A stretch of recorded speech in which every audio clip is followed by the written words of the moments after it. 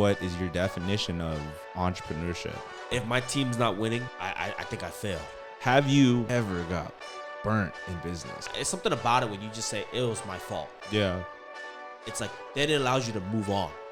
Welcome back to the Winners Club podcast, guys, where even when we don't win, we learn, and learning is a form of winning.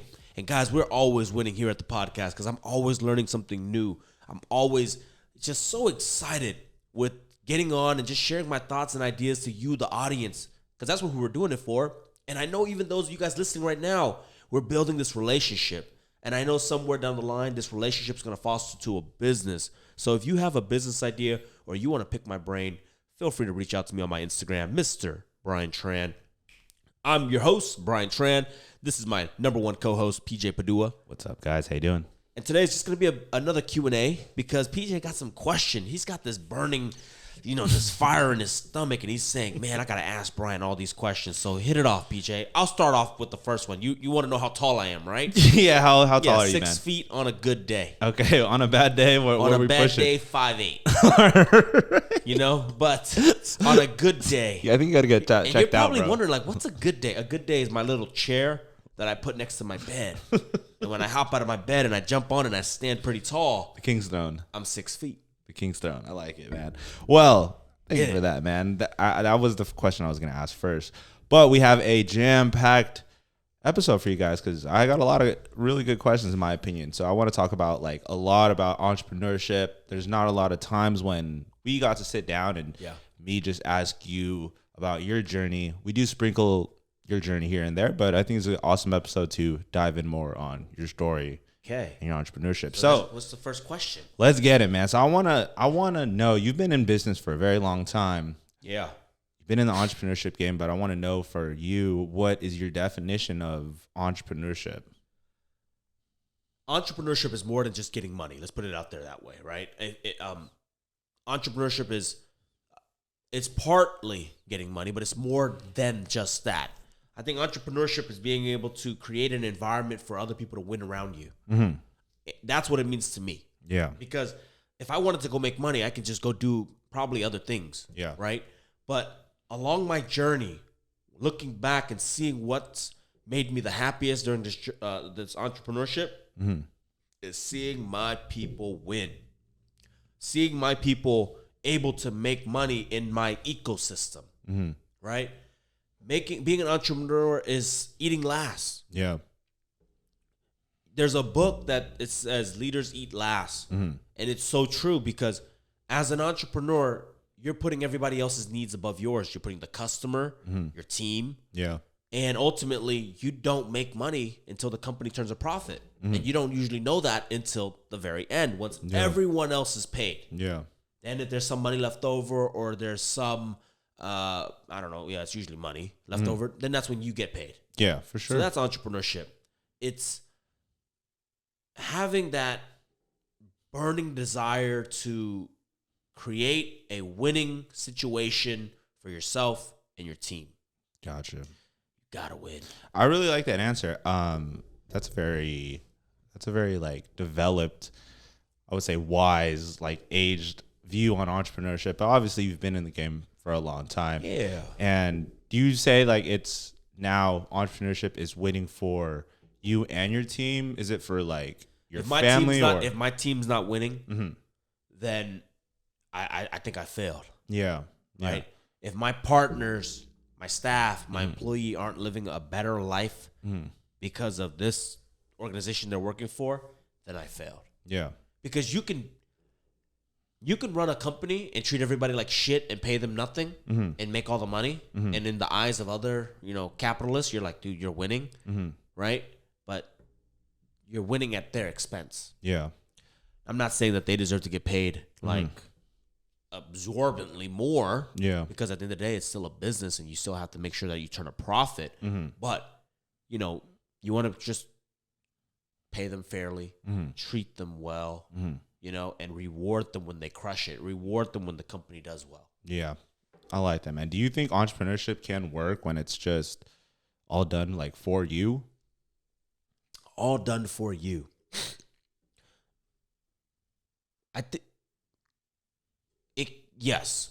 Okay. but not by my definition. Okay. I like that. Okay. And everybody is entitled to their own definition of entrepreneurship. Yeah. If you want to approach it, because at my early stage, when I was building and trying to crush it and make money, it was all about me, because you have to help yourself before you can help others. Okay. So if I'm talking to somebody and they say, well, no, this is my view on entrepreneurship and it's about me getting better, making money, I just have to understand that where are they?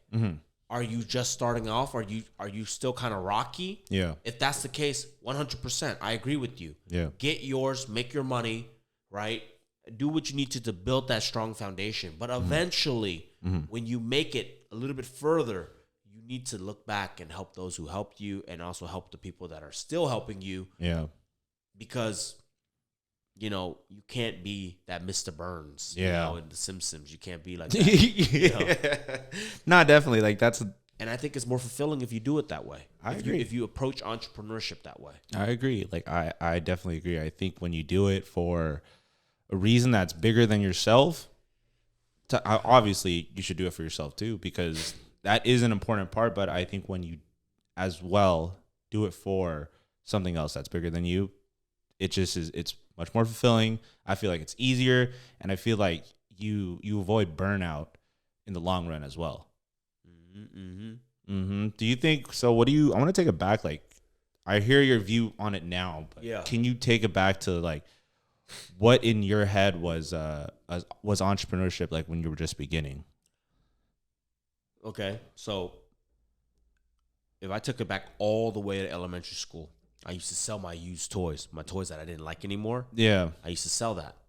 That's kind of like entrepreneurship. It's like the early stages that you're getting into the habit of selling something, or making money, right? That's like stage 1. Then it kind of progressed, and it became a service base where in high school I learned to cut hair, and I was, I had a little store in my garage. That's like stage 2. But what was the means for all that? Like, why were you just to make money? Yeah, it was in the beginning, and that's why that's nothing wrong with it. So what were you doing with the money though? To live. Yeah, it was just to live, just to get by. Buy some clothes, but go on a couple of dates. Barely, like just to not ask my parents for money. Yeah, for sure. The elementary school thing was, I don't know why. I think it's just maybe my I got to get something for my toys, right? And I went home, I put that money and I put it in like a little red envelope. My piggy bank. Yeah. But in high school, it was to just pay for high school, right? For sure. Prom night, junior prom, homecoming dances and all that stuff. That's what it was. And then you start to realize, like, okay, you're running a business now. Like, okay, I gotta be manage my time. Yeah. I gotta do customer service. I have to kind of sell, like upsell. Like, hey, you should get a haircut every 7 days, 10 days. Like, that way twice a week if you're single. Like come by for a lineup. I'll line you up for this. Yeah. Just to try to get like $10, $15, $10. Sure. So that's kind of the progression. And then obviously I knew that it taught me that if I was able to cut 2 people's hair in 1 hour, I can make, at the time I was only charging $15. Eventually towards the tail end of my career, it was like $20 a haircut. Yeah. If I can cut it down to an hour and cut 2 people, I was making $40 an hour. $40 an hour is $80,000 a year, assuming I work 8 hours a day full time. Minimum wage was probably like $9 back then too. Back then it was probably $9. So I was like, dude, I'm already winning. I'm winning, and I get to create my own schedule. For sure. And that's what it kind of started off as, the entrepreneurship journey. And then obviously you sit there and you're like, okay, well, this is where I tell people, like, they always ask me, how do I make $1 million? And I ask them, what are you making today? And they go, minimum wage. Okay, well, to go from minimum wage to $1 million is kind of hard. Yeah. I'm not going to sugarcoat it. But can you do what I just did and say, look, if I did 2 haircuts in an hour and I make, it used to take me an hour to do 1 haircut. Yeah. You fuck around, you cut slow. You brush your thing a lot. You look at his head a little bit. You kind of chalk, But then you got it to like 30 minutes, and now it's like, okay, how do I make 40? Yeah. Then the next thing is, how do you make 50? How do you make 70? And that's just what it was. Like, I sat there and I said, okay, well, what do I want to do? How do I get from 40 to 50? I didn't go from how do I get from 40 to $200 an hour. I didn't say that. I just said, how do I incremental growth? And that led me down to selling real estate, basically. Yeah. Okay, I can only make so much cutting hair. You have to understand that there's ceilings to whatever it is that you're doing today. Yeah. Like even real estate, right? Yeah. Like as an agent, I knew that even if I busted my butt, I'd probably make max $1 million, $2 million a year. Yeah. A lot of money. Yeah. But that's me busting my ass. Yeah. So that's when I said, okay, I gotta become an investor. Yeah. I have to become a builder. Yeah. Because these things are able to make much more and it's easier to scale. Yeah. There's not many Ryan Serhant. There's not that many Frederick Eklund. You know, like only the top echelon makes them multiple million. Mm-hmm. Like that's why I was like, okay, I gotta go find something new. For sure. But I mean, I hope that I know it kind of went down, but that's just like you evolve. Like the entrepreneurship journey and how I got started and where I am today. It's just because I just kept asking myself, how can I make more? How can I do more? How can I become more? Yeah. How can I become that? Yeah. But you can't, like, you can only go so far if, like, depending on where you are. Mm-hmm. Like, there are overnight successes. There are people that become millionaires, billionaires overnight. Mm-hmm. But that's the exception. Mm-hmm. But typically, like, you go through stages. You make minimum wage, then you get a solid job, or you make 50,000, then you make 75, then you make 100, then you make 200. 200 becomes 4 or 5, and then 500 easily becomes $1 million. Mm-hmm. But you see how there's like levels. Yeah, there's progression. So but you only level up when you sit there and you ask yourself, how do I get to the next level? Yeah, and I can see how and that's what an entrepreneur does. Gotcha, we always ask ourselves, like, what's like. I'm always constantly saying, like, how do I get better at this? Mm-hmm. How do I make this? Mm-hmm. And now the answer for me becomes, who do I bring up next? Mm-hmm. And every time I bring somebody up, I go up another step, 2 step, 3 steps, right? Hey, man. Yeah. I like that. I think that's super powerful. And just to dissect everything that you're saying, you know, in the beginning, it was solely like, I'm doing this for Brian Tran because Brian Tran needs to live and eat. Broke. And Brian Tran's broke, and I need to do what I need to do. And that's completely like okay, in my opinion, for anybody doing it. Like, I think, like, for me, when I was thinking about, like, oh yeah, like, I should open a business, I should do this, I was like, I don't care. Like, I want some sick stuff, and I want a good life. You know, obviously, as you progress, like, it gets different. But hey, I like that. And I think to dissect even more what you said is that your early years from elementary school, it's like cutting hair and all that. It was, I think, learning how to be more efficient, how to scale. And like, you were learning all those principles, like, at a very young age at that. So what I do today and what I did back then is not really much different, right? It's just now at a bigger scale. Yeah. That's it. Yeah, man. So for those listening out there, don't complicate it. Everybody always wants to complicate stuff. I've gotten this far, to be honest with you, by not knowing what a CAC is or a KPI. I do now, right? Like within the last year or two, we really started to track those things. Customer acquisition cost, key performance indicator, all that fancy stuff that you learn in college. Up until about like 2 years ago, I didn't know any of it. You already had like 4 companies. Yeah, I didn't know any of it, right? Like, but you learn and you get better. But don't think you have to know those terms, and don't think that just because you go out to like a networking event and you talk to some freaking wannabe business venture capitalist, blah blah blah, and all they do is throw out big words at you. Yeah. That doesn't mean they know anything. That's like a college mindset. All they know is how to read the book and memorize the definition. Yeah. I don't know the words to something, but when you explain to me what it is, I'm like, oh shoot, I am doing that. Yeah. Like, but I just didn't know like that's what it was called. Yeah, KPIs. Yeah. KPIs. Dude. There's like a lot, dude. People try to, and I hate that. And this is, I'm gonna go on a tangent and we can ask another question. But it's okay. Go ahead, man. What is it? I hate going to, I hate talking to people who do not know how to communicate using simple. Oh yeah, dude. I absolutely hate that. Like, English. Hate that. Like, they throw big words to try to make themselves sound smart, but they don't realize that half the population, probably even more than that, don't understand a goddamn thing they're saying. I know. And some of the smartest people I know, they don't speak like that. They're very normal. Yeah. And they know how to speak in a very easy and understandable, manner. Of course, because that's the best way to conversate with people. Like you're not doing, you're saying the big words. You're not doing it for them. You're doing it for you, so you feel better. You're like, oh yeah, no, because you could just say, I don't know, bro. Like you don't need to say. I'm tourist. I'm like, what does that mean? Yeah. And it's not like, oh, and if they try to make me look stupid, I'm like, okay, I don't really care. All right, yeah. You know what I mean? Yeah. So don't be afraid to just say, hey, what does that word mean? Like, yeah. But yeah, don't be that guy. Don't be that guy. Because I went to so like even now when I talk to like business people, I'm like, dumb it down. Yeah, I hate when people like correct. And now it's like they're trying to pitch me, dumb it down. I could say that because I'm like, look, you guys trying to sell me like, I'm looking at them. I'm looking at my partners, and I'm like, you understand this shit? He goes, no, dumb it down. Yeah, and that's why I like Alex Hormozy and all those guys because they literally speak in using third grade. Well, he says a lot. You could make millions and just say easy words like simple, cool, awesome, and strong, and you don't need to be like exactly the Pythagorean theorem and we don't need all that, guys. What's the next question, DJ? Let's go, man. We're gonna do the next question. So, what do you? I mean, we know it a lot. We see people. A lot of people want this entrepreneurship life. They want the title. They want to say, "I'm an entrepreneur." They want to change their bio.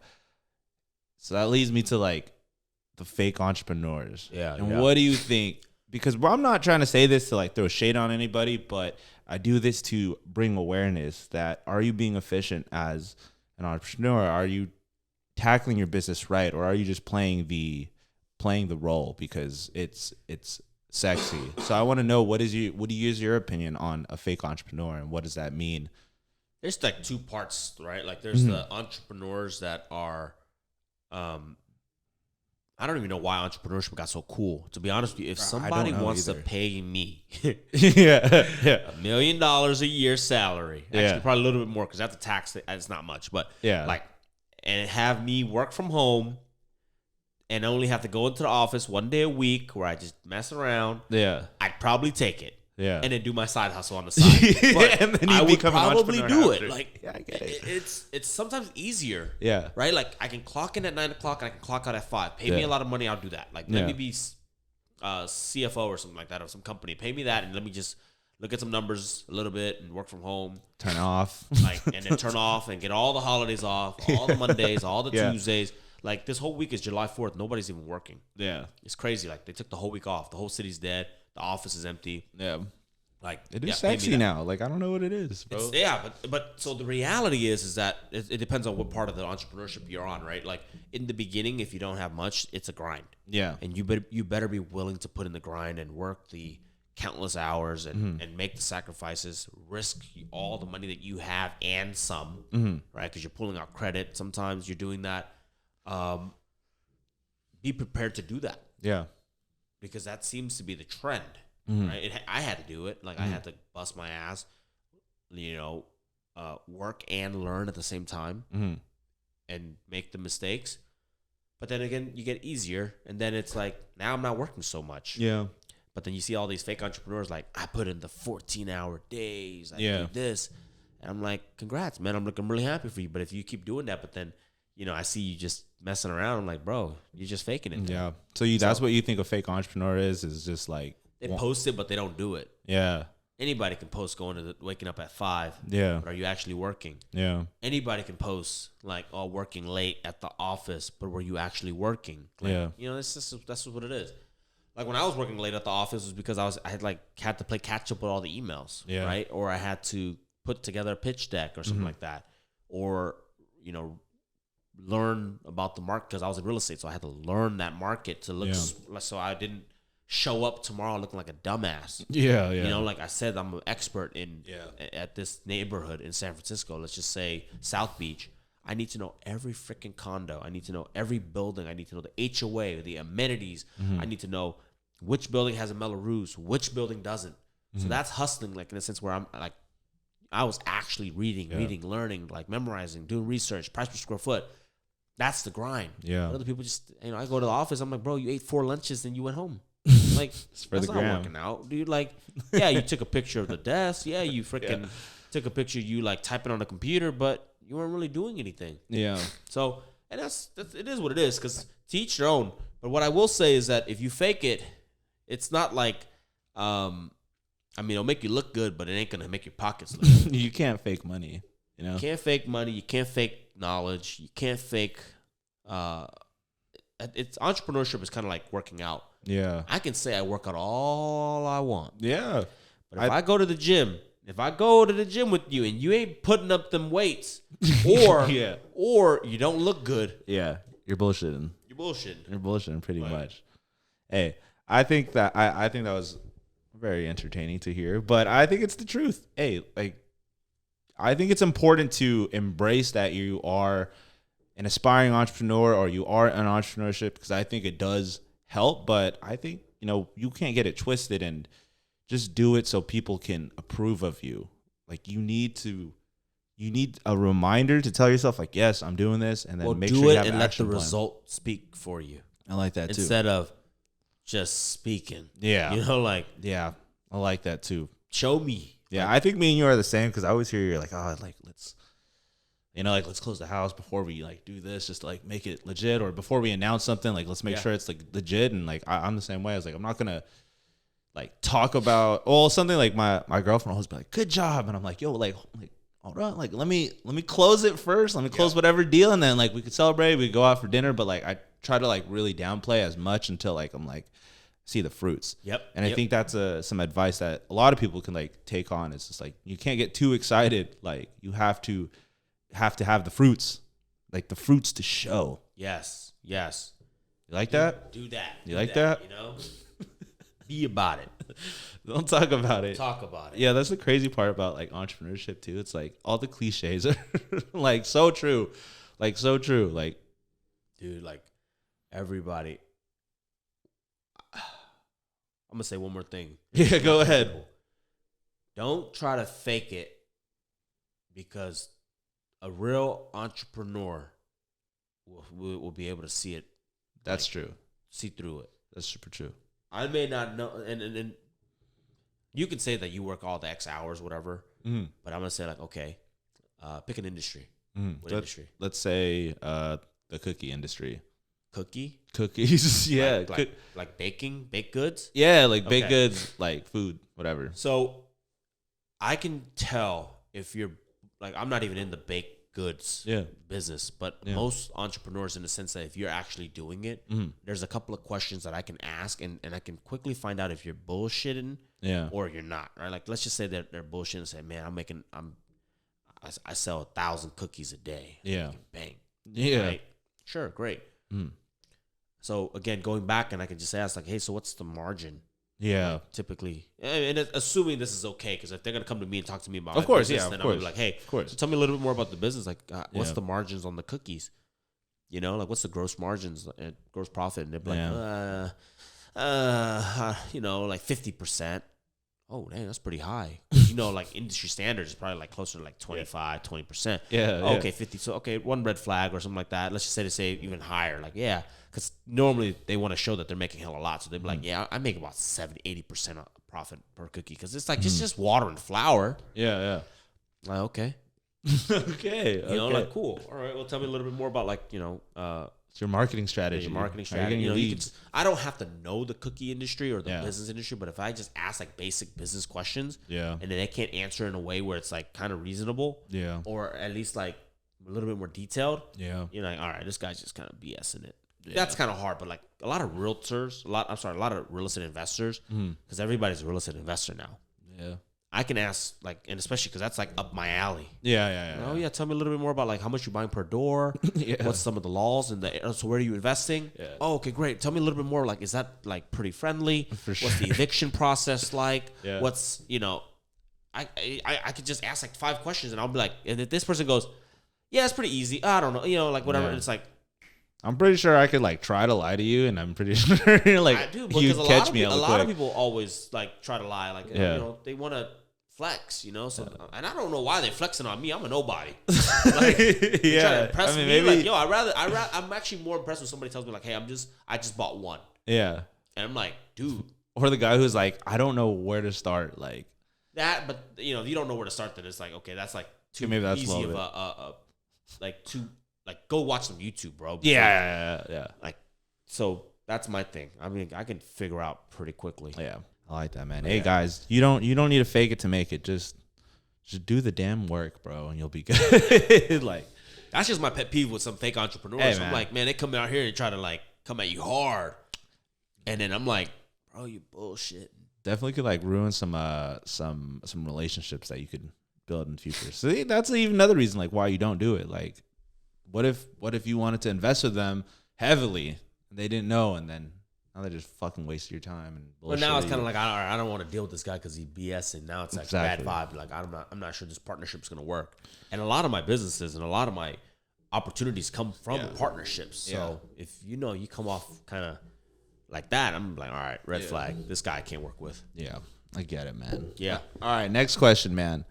Have you? I don't know, but this is something that is inevitable in my opinion in business. It's gonna happen to people at least once, twice, maybe a lot of times. But have you ever got burnt in business? Burnt by somebody else? Yeah. I would say in the first time around when I opened up my first cafe called Pop-Up Cafe. I don't think it was intentional. Yeah. But got with a lot of partners. I was 21. Okay. So we were running like 13 SROs, turned them into Airbnbs. I was running the Airbnbs. I was the owner manager of the restaurant down below. My partners, I quickly learned that you have to pay yourself a salary. Like now I know that whoever operates my companies, they get paid a pretty hefty salary to compensate for the time. They're putting their heart and soul, blood, sweat, and tears into the company. So they deserve that. And then if there's profit sharing, then you split after that person's getting paid. So when I opened the first store or coffee shop, I didn't work out a salary. I was working there like 14 hours a day for like a year straight, no days off, like fucking hauling ass. And then when you split the profit, it was just split 5 ways. Yeah. And then I just got like nothing. You know what I mean? Yeah. And I don't know if I think my partners either, like I said, I think they just didn't know either. Yeah. Right? It's because they should have been like, oh, hey, you should actually pay yourself. Yeah. That would have been the smartest thing to do, but it wasn't that way. So. Oh, you didn't put yourself on salary and you just got the profit sharing only. Yeah. That's fucked. Yeah, you do all the work and you get the same as everybody else. That's like capitalism. Oh, no, socialism. That's why socialism doesn't work. Yeah. See, this is the thing. Like, this is a good point to bring because this could go two ways. I mean, some people would see that as like victimhood. I meant to take the victim mindset. You know what I mean? Yeah, and I think that's what I wanted to like lead as well is if something bad happens like in business or you get burnt, usually you could always take the fault because there's something that you could have done to prevent it. Because anybody could be like, they should have told me, like, or they're screwing me over. But then you take away the power by owning up to it. You take back the power. Yeah, and I think it makes you feel better. Like, dude, all right, I'm in control. I think so. My fault. I messed up. Yeah. It's something about it when you just say it was my fault. Yeah. It's like then it allows you to move on. Yeah, for sure. But when you don't and you keep blaming other people or you blame, I don't know, anything like, and you put fault on something else or someone else. Yeah. You forever hold that grudge and it holds you back. Yeah. Like I'm like, that's why I can even easily say like, I don't know, maybe they didn't know, but I learned. Yeah. And I moved forward. And then now every single one of my companies that I have today, I don't run all of them, right? Like there's CEOs, there's partners, they run it, they get paid. Yeah. And so they can never look back and say, I did all this work and we made the same. No, I did all this work. I made this and the profit sharing. So I'm like, dude, it's in most of my companies, whoever the COO or if my other partners who actually work in them, they make more than I do. You know, like I make a lot less sometimes. Yeah. That's okay. Yeah. You know what I mean? But I think the important thing is that like this mistake that you had years back has made you completely better as and people always ask me like how do you like having partners the hardest thing, or you hear that a lot in business, like I can't have partners. Well, number one, that's true. Some people cannot work with partners because they have too big of an ego. Yeah. And if that's you, that's okay. Nothing wrong with it, because there are a lot of companies that dominate with just a single founder or whatever. But for me, my success with partnerships stems from number one being like more than fair. Yeah. Like give them more. And then trust them, don't micromanage them, and then obviously over communicate. Yeah. That's my 3 steps. Over communicate when something doesn't feel right, talk about it. Yeah. And that's how partnerships will last. Yeah. And then my thing is, that's why I'm able to go out and have like 9 pies. Like I have a piece of a pie in every company that I run. Some big, some small. But I have a lot of pies, and they all make me whole. Yeah. I like that. But that's an investor mindset too. For sure. Not a small business mindset. Small business mindsets are basically people who start businesses, but they basically bought themselves a job. Yeah. I try to remove myself from that company like as fast as possible. Yeah. Put the structure, put the people, put the payment all into place, and then I try to like step away. Yeah. And then we do just check-ins. That's it. Yeah, man. You're a vet, man. You're a vet. But even if maybe the situation, like hands down, you got burnt, or to anybody who got burnt, do you think they should handle that a certain way, get even, like, or I don't know, take it like legal, or do you think you should still just own up? And do you believe that there's always a way to blame yourself to prevent whatever happened? Said you got burnt. Life is long, so I would say don't get even, because I don't know. It's like every time you try to get even, an eye for an eye, it sounds good, but it can consume you. Yeah. And whenever something consumes you, it's never a good thing. Yeah. So I would say, try to make it right if you can. Like obviously, if it's somebody steals from you, if you sue them, try to get back what's yours. Yeah. But if you ever feels to the point where it's like just so much anger, so much hatred, so much of your time is taken up and you're stuck because of it. Yeah. I think it's time to just maybe walk away and move on. Yeah. But that's it's hard to say. It's going to be case by case. Yeah. Okay. But I'm just saying life is long. Mm-hmm. Move on. Start something new. Try to recoup what you can. Yeah. If somebody conned you, that's one way, but I think in one of the 48 Laws of Power, there's 2 stories. There was one where somebody conned this person, and then they actually went around. He dedicated his whole life to catching them all and getting them all in jail. But in the process of doing it, he bankrupted his farm, lost his wife, and lost his kids because he got so consumed with getting even. It's like revenge, yeah. Yeah, so that's kind of the same story. Like, just be careful with it. I get it. I think that's great advice, to be honest. Yeah. Because I experienced the same, like kind of like the same thing, and then half of me was just like, okay, it had to do with like money, with client, and the last minute I didn't send any invoices, like I didn't do any of that. I wasn't on top of my invoices, so I just wanted to break off the relationship. And then once I sent the invoice and said I was going to like not work anymore, like I have something else to go, they're like, oh, I'm not gonna pay all this. Like, I'm only going to give you like half because you didn't do like what I said to do, which was, for me, I was like, dude, like you should have told me this like earlier on. Like, there was some, whenever money's involved, you always get it before you break off the relationship. Dude, that's exactly, and that's what I was learning. I was like, dude, it was my fault. Like, I got hella like lenient with the invoices. And then for a long time, dude, I was pissed, bro. I was like pissed. I was like thinking, I was like mad scientist. Like, how the fuck am I going to get back at this guy? Like, what am I going to do if he just like disappears? But I was just like, you know what? It's not worth my time. Like, it is my fault, and I'm just gonna own up to that. And like, if I had my systems in place, like it wouldn't have been an issue.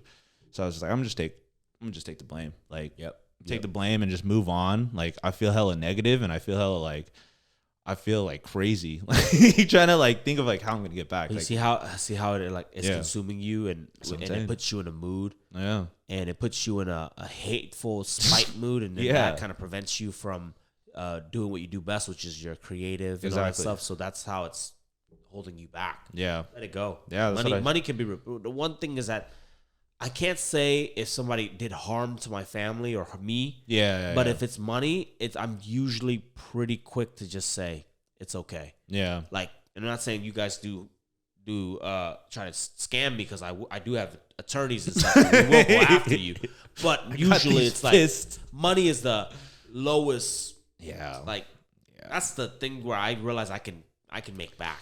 And once you realize that, like, dude, money comes, money goes. Yeah. It's abundant. You can make it back.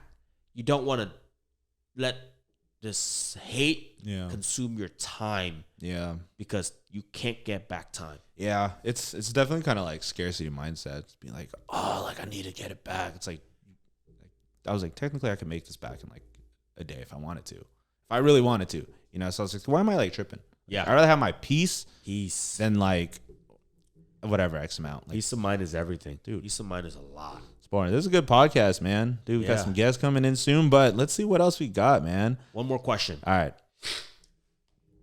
Let's ask another question. Guys, if you are enjoying this episode, do us a favor, share this with some friends, give us a like. You know, we're growing every day, and I just got off a very cool phone call with somebody from the Caribbeans. Yeah, the Caribbeans, Trinidad. Yeah. And so I'm like, dude, how did you hear about me? And it was just through YouTube. Yeah. So I want to keep building this community, keep sharing. We might do business in Trinidad now. Yeah. Where you know, he wants to open up a honey bear out there. Let's do it. So if we can sell the license and become a big boba player out in Trinidad, you better believe we're going to do it. Yeah, I think that's awesome. I think, you know, it's a cool story to share for the audience, everyone who's listening. Obviously, you've been seeing us put in work, trying to grow. And, you know, for you guys, if, you know, you aspire to do your content or do social media or anything, like, yo, go after it. It's not an overnight thing, but it does pay off. Like, you have a great opportunity to scale now. And this would have never happened if you didn't take the leap. Yes, sir. You know, so shout out to everybody doing content out there. Shout out Brandon and Ray, because they're killing it. Let's go. All right, let's ask the last question, man. So the last question is, how long would you say that you've been in entrepreneurship? And then after that, what is some advice for the young entrepreneurs as a veteran in entrepreneurship? I mean, well, I guess my entrepreneurship journey truly started when I started cutting hair. So 15, I'm 31, so 16 years. You never had a job, right? Never had a job. No, never. But I've worked sometimes harder than if I had just gotten a job. Like when I was running the Airbnbs and running the restaurant. I was the janitor, I was the cook, I was the maid, I was the hiring, buying stuff, like everything. And I'm like, and then, like I said, I never got a salary. So when I actually did the math on 14 hours a day times that whole year, I made like less than if I had just gotten a regular freaking minimum wage job. Like, and I probably would have got my holiday. I would have got like bonuses. I would have gotten time off. Yeah. So I've been doing it for quite some time. Mm-hmm. And that leads me to the next lesson with entrepreneur is that the new entrepreneur, the young entrepreneur, don't just do it for the money in the beginning. Yeah. Do it to learn.